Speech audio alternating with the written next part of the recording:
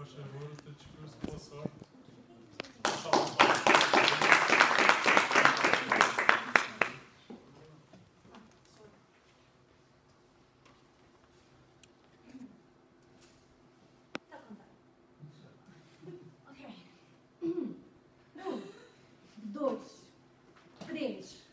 Quatro, cinco, seis, 7, 8, 9, 10. Whew. Right now you might be wondering, why have I done this?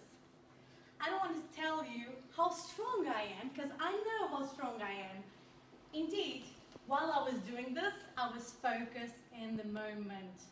I was, for a second, completely off about you. I completely forgot that you were here.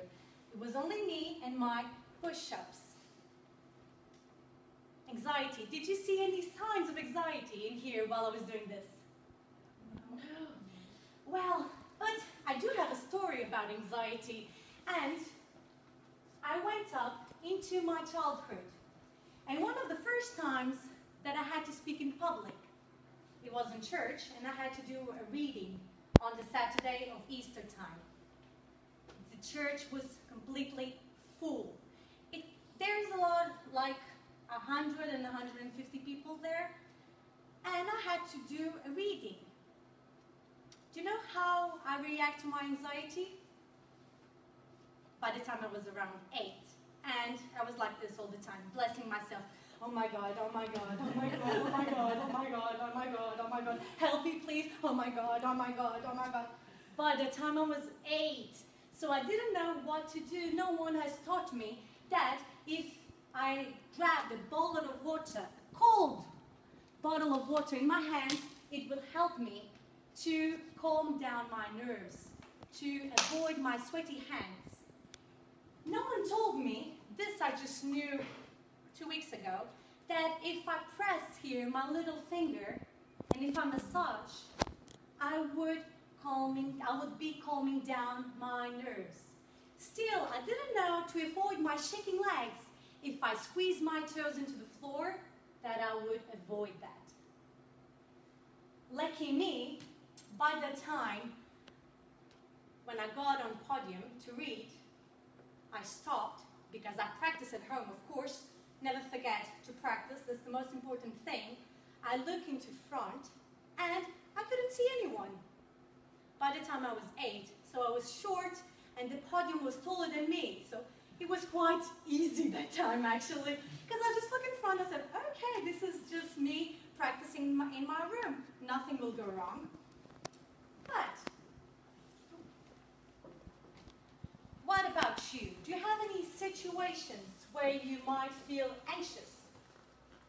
Public speaking, for instance, going for a meeting, going for a job interview, or, for instance, dating a girl, having to talk to her, to ask her for her number to go out, or for instance, you might get for fundraising, go for an interview.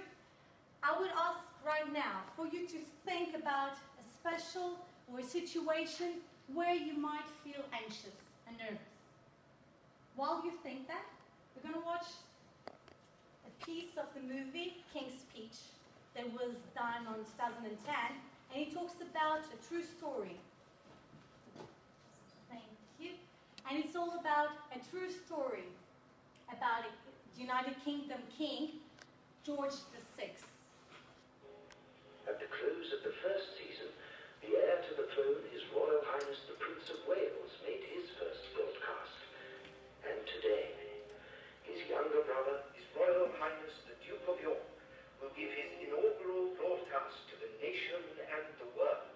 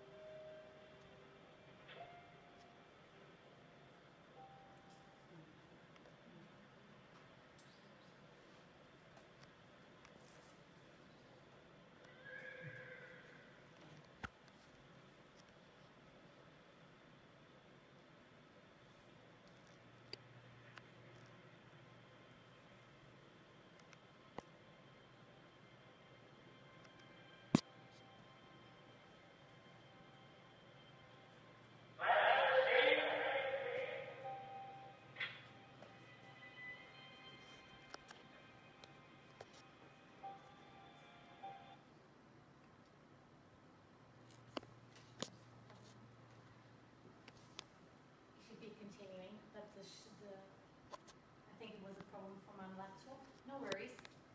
He was freaked out. He was freaking out. He couldn't speak. And for a king, that's not allowed, as they say. But this is only to show you that being nervous, being anxious, is a completely normal thing for you to feel. That makes you feel human. Even if you're a king, you can have that feelings. Even me, Katerina, I can be anxious and I can be nervous right now.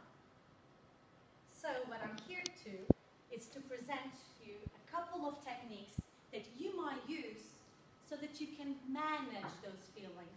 I wouldn't say to avoid them or even to get rid of them.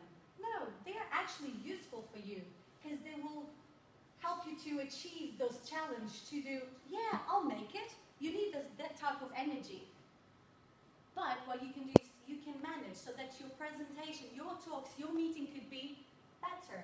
So do you still have in mind the situation that you might feel that makes you anxious, like public speaking, a meeting, a job interview, going for a fundraising? I don't know anything, just think about that.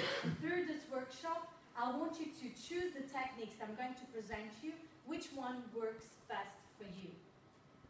The first thing we need to do, and all these techniques that I'm going to present here, I've structured them. Actually, this is based on Matt Abrams' work, and I've structured it in 3 phases. First would be greet. Don't feel scared to greet your anxiety. That's normal, as we said before. And how can you greet it? The first thing I want you to do is stand up, please, and choose the person that is next to you and make group squares, 2 by 2 or 3 by 3, doesn't really matter. Okay, so we're going to greet. The person that is next to you is your anxiety, is your nerves, is your fear. Okay, you see how sweet faces it has, isn't it? So we're going to greet it. And the first thing, you can just give an high five to your anxiety. High five, anxiety. Woohoo! The second greet that I would suggest, just shake hands. Hi, hello. It's normal to feel anxious. But what about if you would be Hindus? Some people, they practice yoga, so they will end up doing this one. Namaste. The God that is in me greets the God that is in you. If you feel like it, and if you have the courage to, I would go for the hug greeting. Hello, anxiety. Hello, anxiety. Thank you very much. Thank you very much. Now you can sit.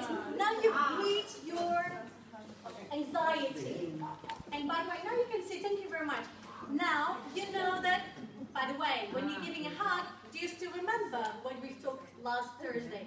When you hug, you increase your levels of oxytocin, which means it's like the hormone of love, so you'll feel more calm. And it also decreases the levels of cortisol that are related to stress, which is something that I'm feeling right now. The second suggestion that I bring here is reframing.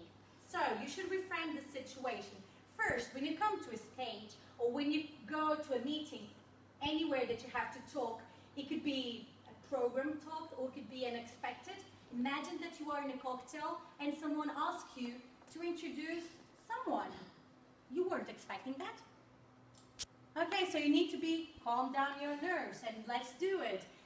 Let's reframe. You're not performing, you're communicating. Right? So there is no right or wrong. There might be, for sure, better and worse, but not right or wrong. When you're here, you're communicating. So this is a matter of perspective. You might be looking to this, and you might see a 9. But you might be looking at this, and you might see a 6. So choose to see as a communication. communication, where you are transmitting something, your knowledge. So don't think only about you. Communicating is not only about you. Normally people, when they go to some talks, they're not there to see when the speaker will fail. I'm sure you're not here to look up for my failures. You're here to learn a little bit. Actually, he is. But all of you are not. You're here to learn something. So instead of me focusing in my head, I can be focusing in you, in what I can contribute to you. What can I give?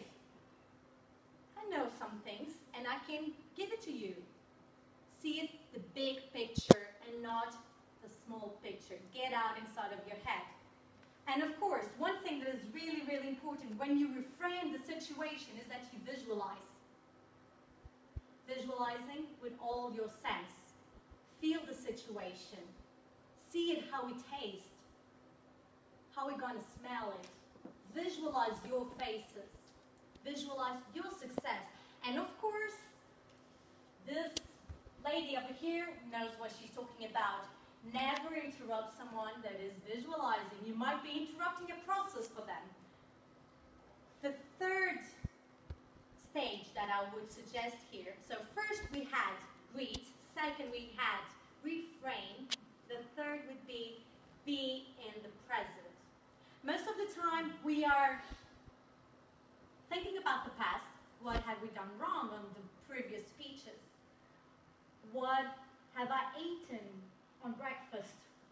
Which person did I had an argument before coming over here? Or we might be thinking about the future. Oh my God, no one will understand what I'm talking about. They will be looking into the sky and I'm going to be talking by myself. No worries, be in the present moment, as I did in the beginning of my lecture. So to be in the present moment, there is a couple of things that you might do. And the one would be breathe. Simply breathe. When you breathe, you give more oxygen to your body, and that will make you feel more calm. So when you breathe, you can just, let's do it together with the abdominal breathing. Let's put our hands in here in the belly, please. And when you inhale, your belly will go out. Inhale, go out, and then exhale, go in. Use your hands to help you on that. Inhale, and exhale, go in. Perfect. There is another way of breathing, and this one I find it quite interesting. You can breathe with your shoulders. So let's do it after me, okay? I inhale, you hold it, and then you release it first. Okay. 1, 2, 3. Inhale, hold it, release it. Oh, so good. I feel more relaxed now. Another way of being in the present moment is when you cheat your brain. When you feel anxious and nervous, your brain can misunderstand these feelings and think that you are excited. So why don't you do things that makes you excited? Like singing. I love to sing. This is one of my favorite things that I do before I do any presentation or I go to a place where I have to talk and I can be embarrassed. Sing. Choose a playlist, for instance. Or you can just dance. Move your body. Exercise. When you exercise, you're releasing endorphins and serotonin into your body. And that will make you feel good. That will make you feel happy. That will make you feel energetic. And that is needed here when you have to talk to a couple of people. Other one, which is I really love this one, is laugh. Just simply laugh. Your brain doesn't distinguish when you're pretending to laugh. So just laugh about everything. And all of these things that you have here, they will make you feel in the present. You won't be thinking about the past or the future.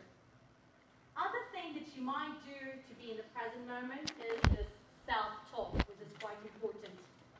We have different examples, but one that I would give to you is just say to yourself, okay, this is me feeling anxious. This is me feeling nervous. No worries about that. But there is always a but. I'm in control. I might feel anxious, but I'm in control. So even Bart Simpson has always a devil inside of his head telling you you're not going to be able to. You're going to forget what you're talking about. But there is always an angel. You see, this cutie guy over here that will tell you, go for it. You can control, you can manage those feelings. Other one would be vocal workout. Use your vocal cords, your throat before coming here. Thank you, Adriana, about that. You were exercising. That will help me on this one. We can work your muscles, your facial muscles. So how about we do this?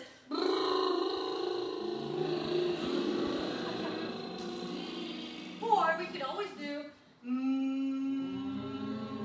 like something that is yummy. Good. Tongue twisters. This is something that will help you in two things. One, you could be training your vocal cords, and also you will be in the present moments, because normally they're actually quite difficult to say. And there is one, as you know, English is not my first language, so I need to research about tongue twisters.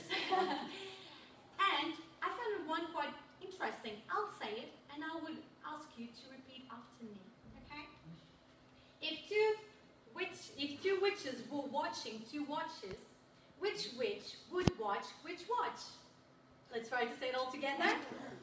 If two witches were watching two watches, which witch would watch which watch? Well done! Okay, now try to say this one just by yourselves. 1, 2, 3.